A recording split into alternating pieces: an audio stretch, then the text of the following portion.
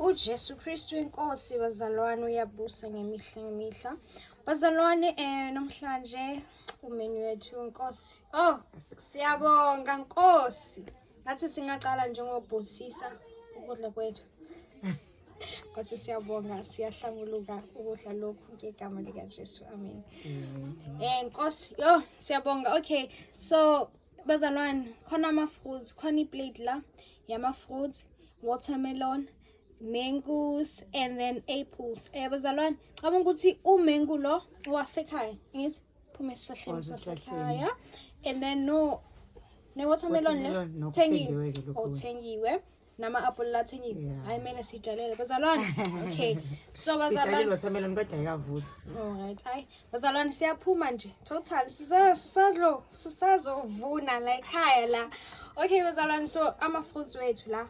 Then lana umdokwe wethu angazi ukuthi bathi ugabe kanjani ngombila wethu wasekhaya. Umdoko wembila lo. Umdoko wembila. Awufakiwe impuphu. Yebo bazalwane, nasiyona instant porridge. Ngathi ultramel, ngathi yogurt. Yo bazalwane. Yenziwe ngombila. Yeah, yenziwe ngombila bazalwane nje. Yes. Interesting. Yo bazalwane. Yesu uNkulunkulu. Sinichaze ukuthi yenziwe njani. Kufike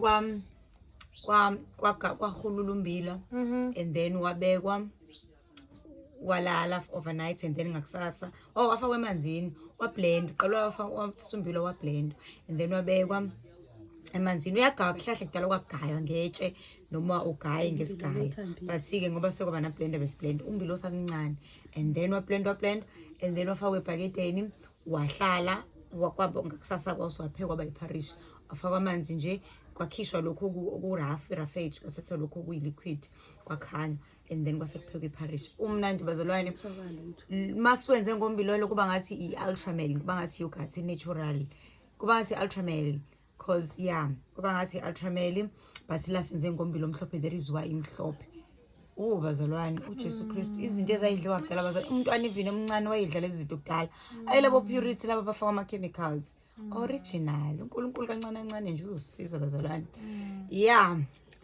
Bazalwane utheni uJesu uthe singasebenzeli ukudla okuphilayo nje okuphelayo ukudla okuphelayo so futhi nezwi likaNkulunkulu bazalwane siyalidla asidli ukudla nje sidla nezwi likaNkulunkulu sidla izwi elingumoya bazalwane so nje it's not all about food ekhaya labafundi bazalwane kune study la akazi usisumbo uyafika kune study la istudy sakulezi insuku okay bazalwane right now I'm doing research umehluko phakathi kwama cherubim nama serafi so bazalwane sibhizinale leyo nto bazalwane it's so interesting indaba yama cherubim nama serafi it is so interesting so nje ngisabhala la rough and then zobe sengikubhala ke ngisazobhala nithi nje bazalwane sibhizi ngayikhala abafundi these days teaching yama cherubim nama serafi bancwele haleluya.